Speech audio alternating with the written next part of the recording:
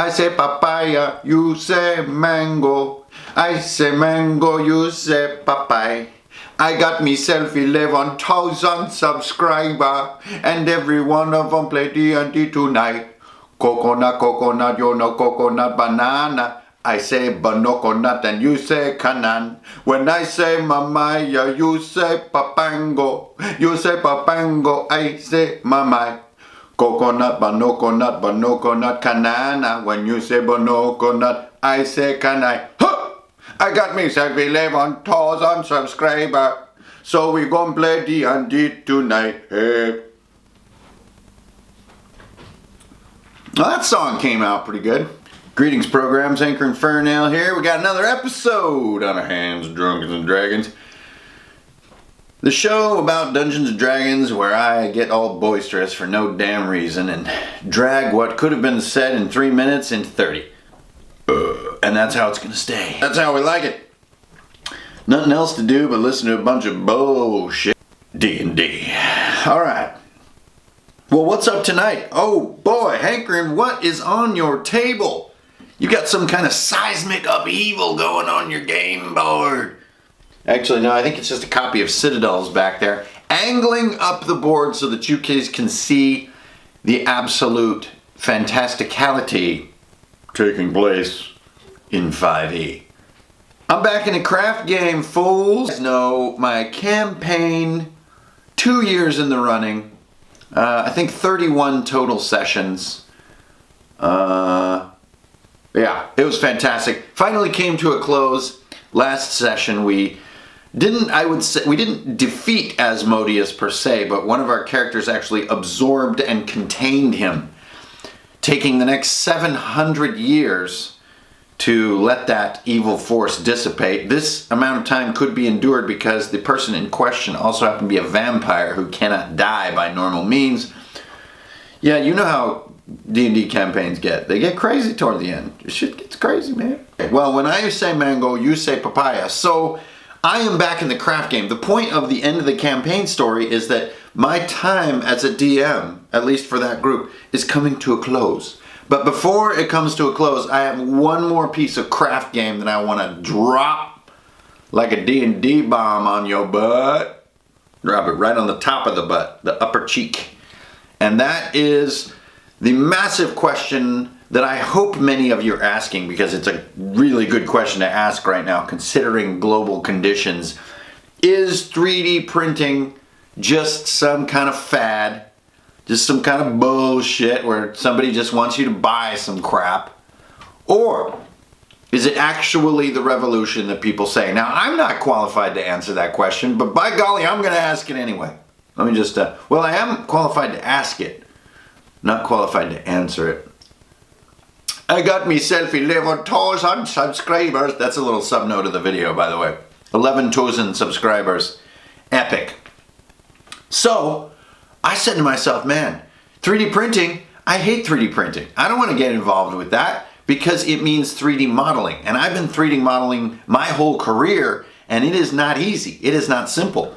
The ZBrush was a fantastic tool, took 3D modeling to whole new realms no one ever thought possible. But it is a lot of work. It is difficult. It takes skilled artists many hours to create brilliant ZBrush or whatever tools they're using. ZBrush is the one that I just happen to be familiar with. 3D models that print well and read well when printed into 3D. It takes a lot of skill. It takes a lot of experience.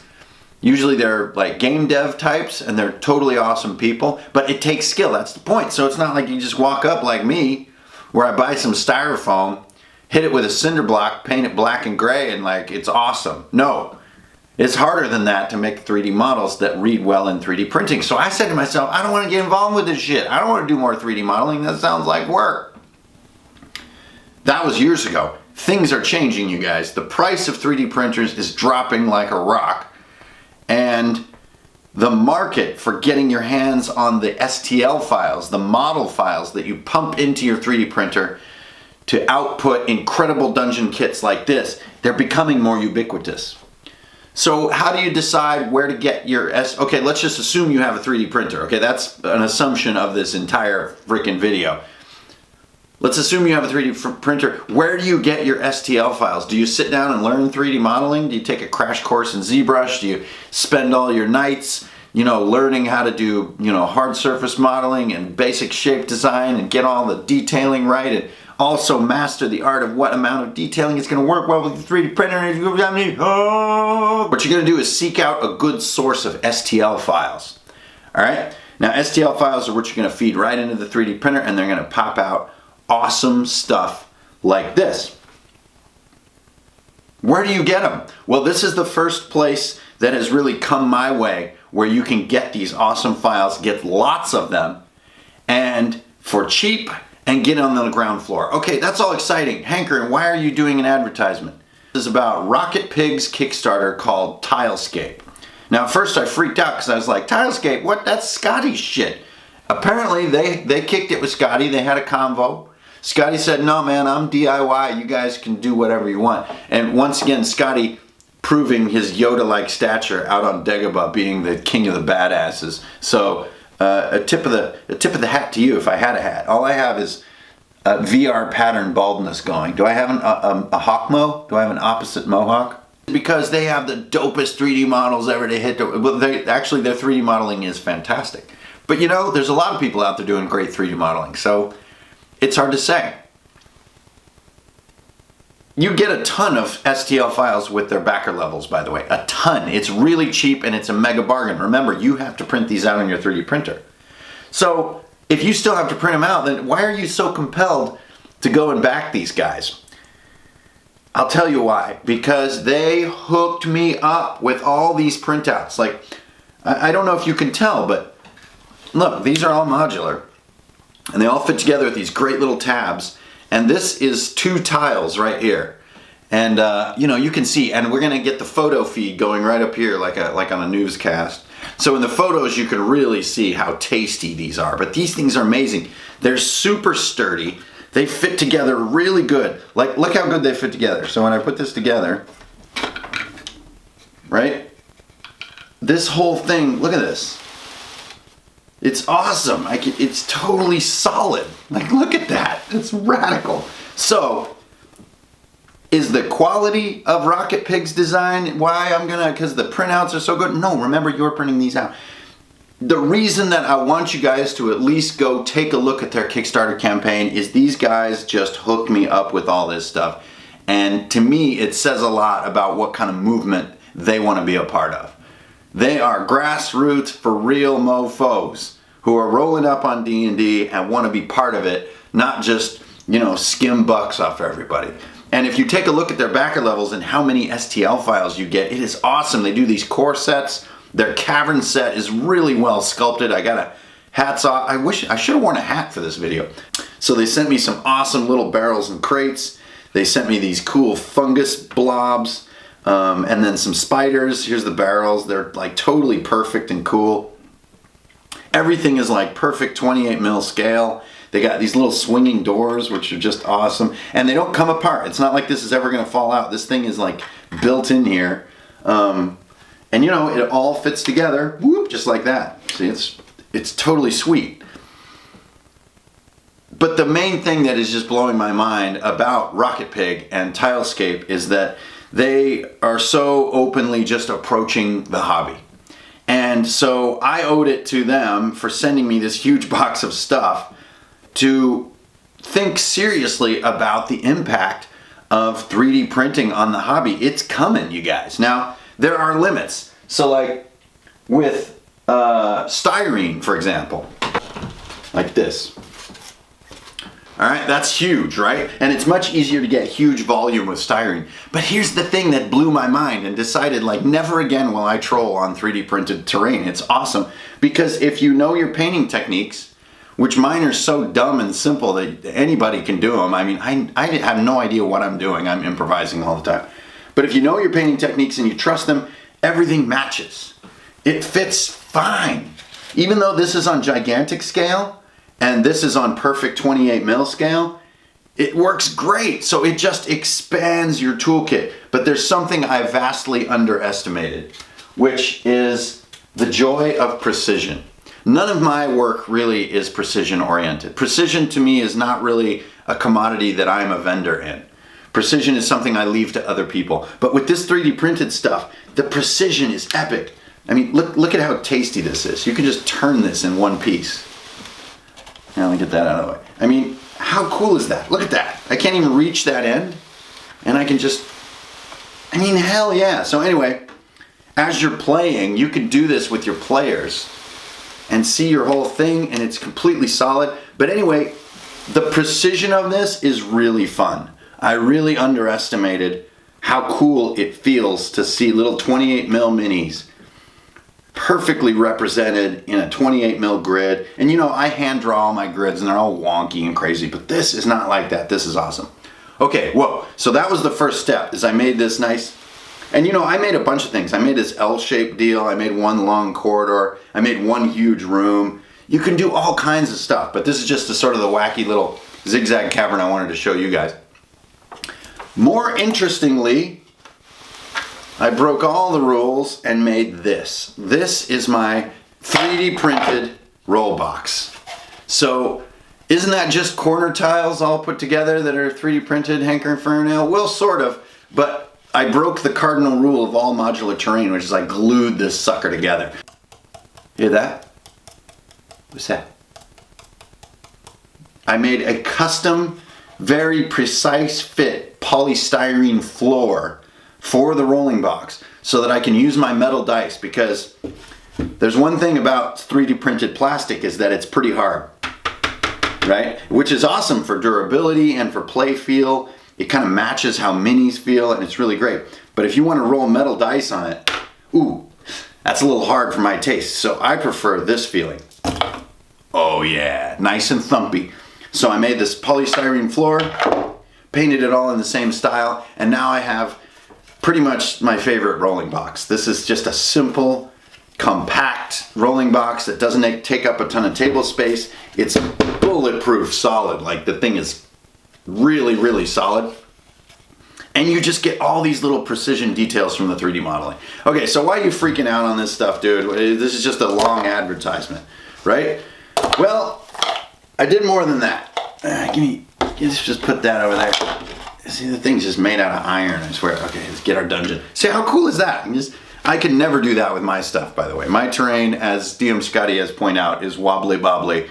Stuff's falling over all the time and all that. Now, these are my LED torches, and these are some of my minis. These are some of the Rangers of Numidia down here.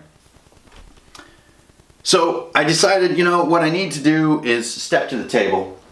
I need to do a room design with this stuff, okay? The point of the video is that there are certain people stepping to the table with the hobby that I just respect because of their attitude. And this is the first time that 3D printing has come my way in that kind of humanistic way. And I think what that is a sign that this element of the hobby is evolving. Just like 2.5D evolved the hobby, like DMG Info and Wylock and Scotty all evolved the hobby and widened it by revealing basically everything. And there's a million videos on painting miniatures, right? And those people also, they're part of this movement to reveal everything and to give. Give to the hobby, give to the community. And that's how I feel about these guys. So please go over to Kickstarter. The link to these guys' campaign is underneath the video. Okay, enough. Enough about 3D terrain, because that's not what this is about.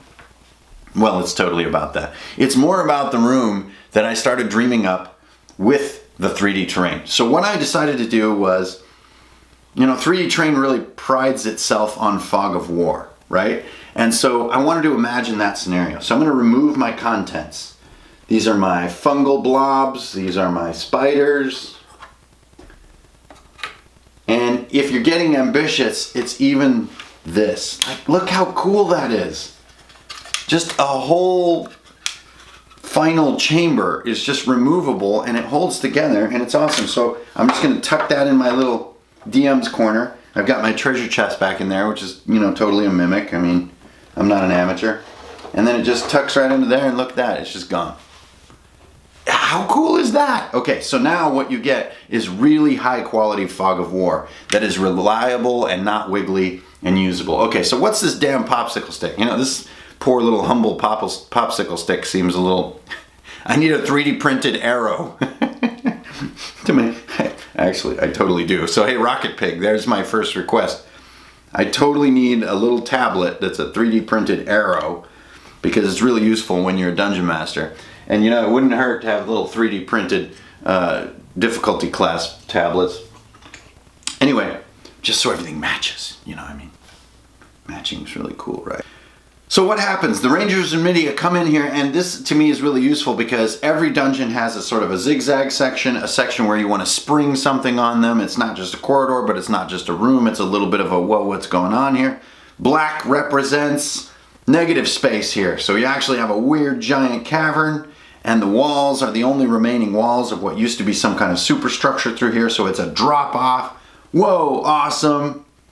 I'm going to call it the Spider's Nest. So, welcome to Room Design Printed in 3D. You say mango, I say papaya. I got myself 11,000 subscribers. You guys know the drill. Anytime you enter a room called the Spider's Nest, you can assume that the spider is a person, right? That's what we learned from Fandelver. What happens? All right, they come in. Whoa, you enter a chamber where the walls have collapsed outward into some kind of gulf.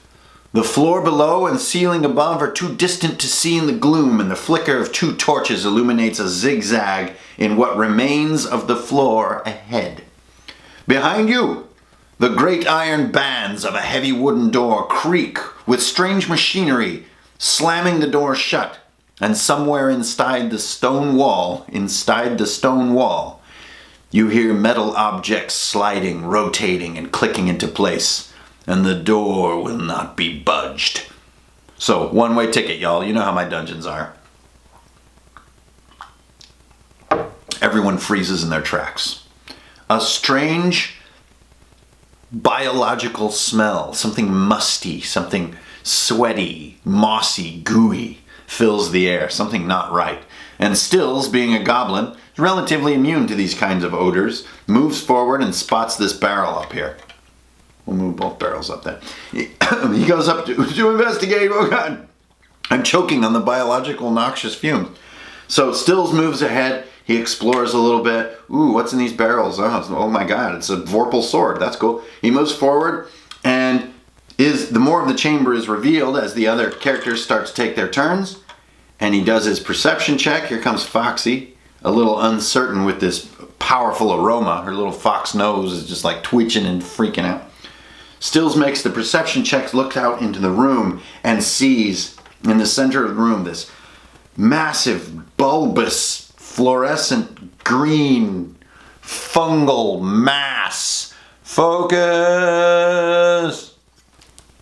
Anyway, it's sitting there quivering and pulsating and making this sound. Kind of like a squirrel humping a pile of mud. At that moment, a strange breeze drifts through the chamber, or a series of chambers, and which way that breeze drifts is up to the dice. So where's my D6? Give me my plastic D6. Let's roll some plastic. Now you guys know how I do random direction. Straight away from you is 1, and then go clockwise to 6. It's super easy. That way you never have to be a troll about choosing which direction the wind is going to blow. Oh, 6 it is. So if I go 1, that's all the way around to 6, which is kind of like 10 o'clock. So that's what this little guy is for. Hello, I'm not 3D printed. So he's going to go right about that direction. So the breeze lifts a little bit, because remember, this chamber is all big. This is black, empty space. Some wind blows through this big... The 2 torches blow like that direction. And Stills, up in the lead here, notices a cloud of phosphorescent yellow and green spores or particles drifting off of these fungal bulbs, drifting with the breeze. Now at that moment, I think you can probably see what the mechanic of this room is, the spider's nest. That this wind and where those spores go, this is not something you want to fuck with. We'll consider this a 4th or 5th level encounter. In the guys come, ooh, there's crates, let's investigate the crates. And then here comes Zymer.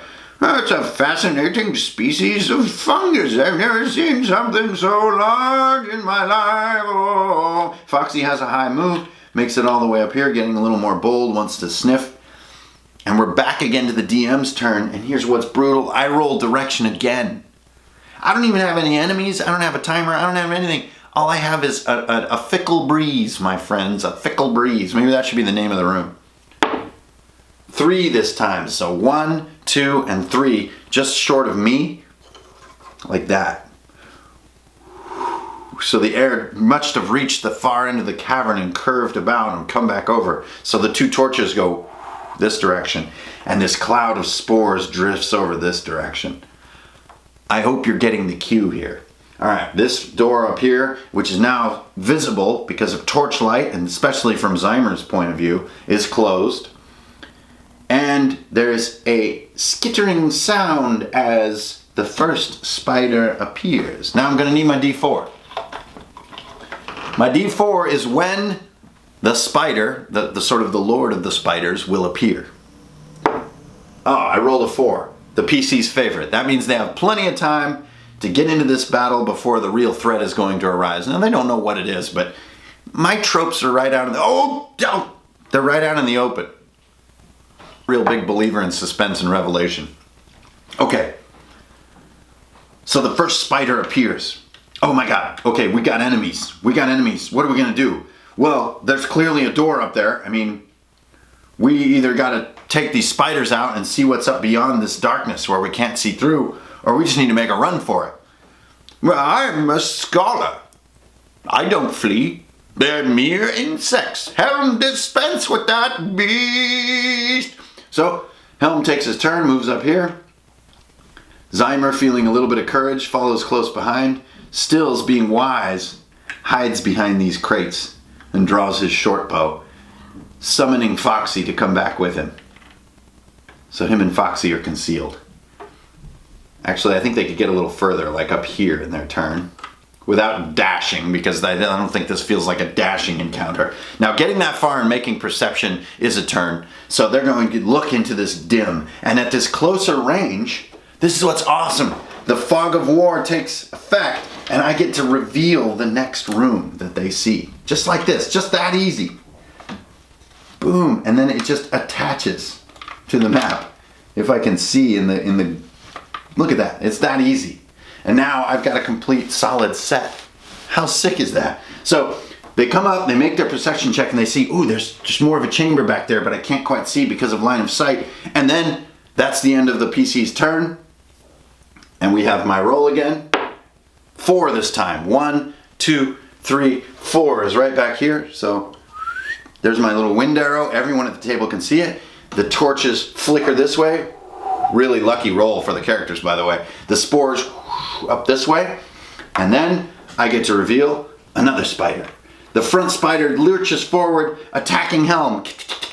He's engaged. Spider legs. Mango, papaya. Zymer says, well, I may have to use a spell such as gust of wind, which would be very handy right now. Zymer. Man, Zymer's character is completely flying out of control. Stills wants to go for a bow shot, but man, looking from down here, he's got fungal bulbs in his path. So if you could see what I see, Zymer's got fungal bulbs in his path. All right. No, I mean Stills. Sorry. I mean, it is 3 people and a fox to keep track of. No wonder I get confused. It's just I'm getting excited. So Zymer is wondering, should I stay safe or should I get out there and join the fight? 1, 2, 3, he stays safe. 4, 5, 6, he's out in it. 1, 2, 3, he stays rogue, stays behind the crate. He's like, I got a bad feeling about this fungal bulb. So he spends his turn instead giving a close look down through the darkness, using his goblin intuition for dungeons to see if he can see into the grim. And down there, sure enough, he spots another little polyp of fungal growth just behind the second spider. That can't be good. Uh-oh. Then we have, well, I think Zymer was preparing a spell, right? So he like, fireball, fails to kill these 2 things. For some wacky reason, he's too low level. They have too many hit points. They're fell spiders. Meanwhile, my clock counts down. It's my turn again. Let's roll for the direction. 1, 2, 3, 4, 5. That way, another perfect roll for the PCs. The spores blow this way. They're completely safe. By now, they're probably figuring out like, holy shit, we need to get some work done. Okay, and then my final spider reveals itself, the big guy. He comes out right behind his smaller brother, and they start attacking. This one moves forward, this one moves over to make space. They both attack Helm, this one's waiting in line. Helm is now engaged fully with a super spider combat. We have Witch Bolt being cast by Zymer. Then Stills, he says, screw the fungal bulb, I'm gonna take a shot anyways. If he rolls anything less than a 5, he's gonna critically miss because the fungal bulbs are gonna get in his way and he's gonna shoot either Zymer or Helm. So he makes his roll. Oh, it's a 4. So trying to shoot through the fungal bulbs, he misses the shot. 1, 2, 3 Zymer, 4, 5, 6 Helm. He hits Helm, does Helm a couple damage. Oh dude, I'm totally sorry. The battle's flying out of control. That was my player turn. Reset the wind. I got a 1 on the wind. Count down my timer to 2. 1 on the wind is that way, and finally, oh crap, Zymer is in the path of the spores. Whoosh. Now Zymer makes his intelligence save against the room, which, what's our room? Something like maybe a 17, right? So he goes for an intelligence save, and he's like, why am I making an intelligence save? Ooh, it's because he's breathing in mind control spores, oh my god! So he breathes them in, but Zymer has a super high intelligence and makes the save. Okay, well, we seem to have averted disaster for the moment. Whatever. Okay, I counted down my timer. My spiders make their attacks. Cha-cha-cha-cha-cha. They move into a position where more of them can fight. The big daddy comes in, casts web on both the guys. They can't move. That's my turn. I'm down to 2 on my timer, and it is character turn. Helm dispenses of the smallest spider. That's his turn. Zymer is afraid, pulls back. No opportunity attack because he wasn't engaged in melee, and Stills, feeling helpless, moves out of cover in a crazy display of madness. Moves where he has a clear line of sight, takes the bow shot, whoosh, eliminates the second spider with a dope-ass sneak attack because you know how rogues are. Foxy comes out to protect Zymer, gets between him and the bulbous spore, and once again, it's my turn. I roll for wind direction. 4, 1, 2, 3, 4 is like right here. Right? 4, 5, 6, yep, 4 is right at me. Perfect roll for the PCs, they're totally safe. Counter goes to 1, spider makes the big attack. Zymer, by the way, to pull back, had to make a strength roll to pull out of the web. I almost forgot that, but he's a PC, he would have reminded me. The big guy now goes in for Venom on Helm. Helm goes for the Constitution save, misses it. He's got poison in his stomach like Frodo, pukes up some foam. Holy shit, it's getting real right now. Okay, Still takes another shot, takes a few more hit points off this thing. Zymer goes for freaking, I don't know, Blast of Force or like Mage Armor or some crap. Does something awesome. I finally get down to 0, and the spider himself walks around this corner. The Red Mage. You guys know all about the Red Mage. He's my go-to rando villain guy. He comes out, he's got one hand up, and you can see he's... My God. As he walks out, behind him, another spore is suddenly coming to view, and oh shit, here he comes. He casts freaking Witch Bolt, just to be simple, just to make my life easy, or Magic Missile on Helm. Does Helm a bunch of damage, doesn't notice the other players, and it is player turn. Helm engages the spider, kills the giant thing because he's totally awesome, but uses his turn doing it, so he's right in harm's way. Then Zymer, oh no, because you know Helm is webbed. What are we gonna do? What are we gonna do? He sees a wizard, he moves up onto the crate like a big old badass. And Foxy takes her turn to jump. Foxy does a heroic move, double move, dashes up, goes for the throat on the Red Mage.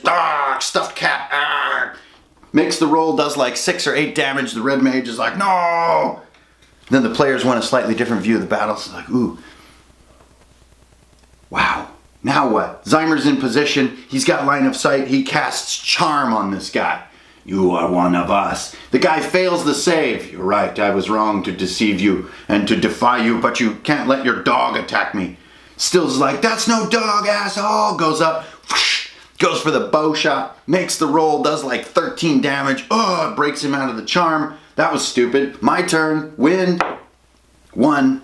1 is that way, remember? So, oh crap. Helm is right in the blow of the spores. Helm has a super low intelligence, as we all know. Misses the save and turns around with green glowing fury in his eyes, looking at Stills and Zymer to kill them. 1, 2, 3, he wants the blood of Stills. 4, 5, 6, he wants to kill Zymer. Stills it is. He turns. It's not his move yet. The Red Mage, broken free of charm by the damage, takes this opportunity to cast another not that exciting wizard damage spell on Helm. Does him like 12 damage, but he's mind controlled by spores. And he's going to be mind controlled for half of a 1d4, 1d2 rounds. So just this round, he's going to be mind controlled. But he is mind controlled.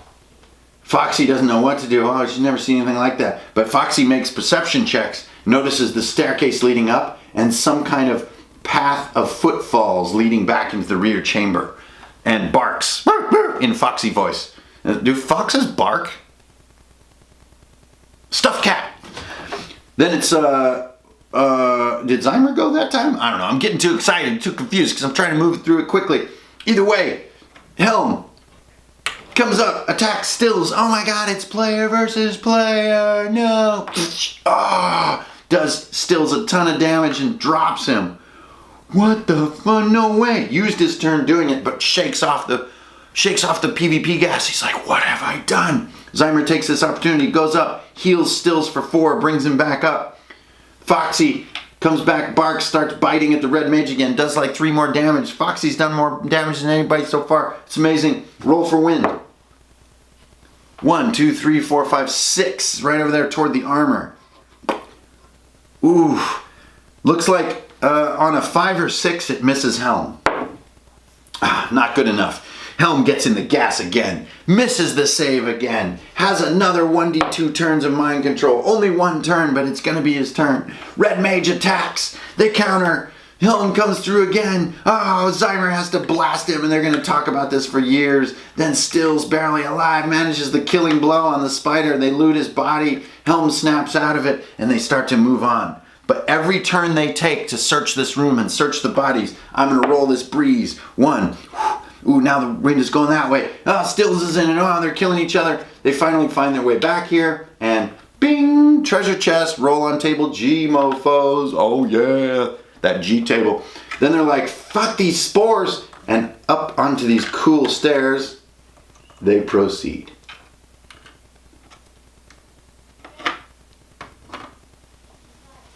Whoo! You say papaya, I say mango. I say mango, you say papaya. I got myself a 11,000 subscribers. And we just did some D&D tonight. Hey! So there you go. That is the spider's nest. That's the encounter that I came up with some of the pieces that Rocket Pig sent me for their awesome TILESCAPE Kickstarter, as well as my baller bulletproof rolling box. And here it is, guys. And look, this is how real this is. Look at that. There's my door. I'm ready to build something else next time. It works that good. The little thing opens, you got a little tab there. And if you just wanted to show your friends, you want to put it back in the kit, just goes right back in like that. Hooks right back in. I mean, it's awesome. This has completely changed my view of how cool terrain can be. Oh my god. I still totally love dry erase boards, but this is rad. That's it. That's all I got for the spider's nest tonight, so guys. So please go check it out. And thanks for watching once again. I hope maybe the spider's nest can be useful to you guys. Really, the mechanic that drives the room are these cool fungal spore blobs and the random breeze. And you know, also you can see that I use a 1d6, like a 1, 2, 3, 4, 5, 6. The half and half technique, which I know you guys know about, especially some of you, wink wink, to make a lot of the decisions, so that me as the dungeon master am not making decisions that seem like I'm trolling the group. Always let those dice decide what's going to happen, because the dice are our ambivalent gods. Oh. Wow. Tonight we're drinking Sky River Blackberry Honey Wine, which is completely empty, which gives me the big teardrop right here. But I'll tell you, a bottle of that, you're ready to do something you regret. Like say my mango, like say papango. I say bonoko nut and you say kanan. Come over here.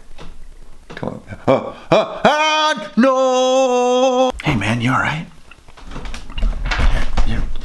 Hey, don't get into that 3D terrain.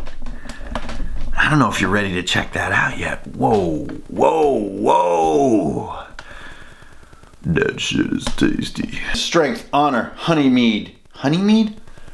Strength, honor, Rocket Pig, TILESCAPE, valor, freedom, hope, honesty, socks, striped shirts, Elvira Christmas sweaters, colobus monkeys, proboscis monkeys, swimming sloths, honeybee cameras, snow hot tub apes, macaques. Yeah, I got myself a label 2 subscriber. And so you go to go play a D2D9.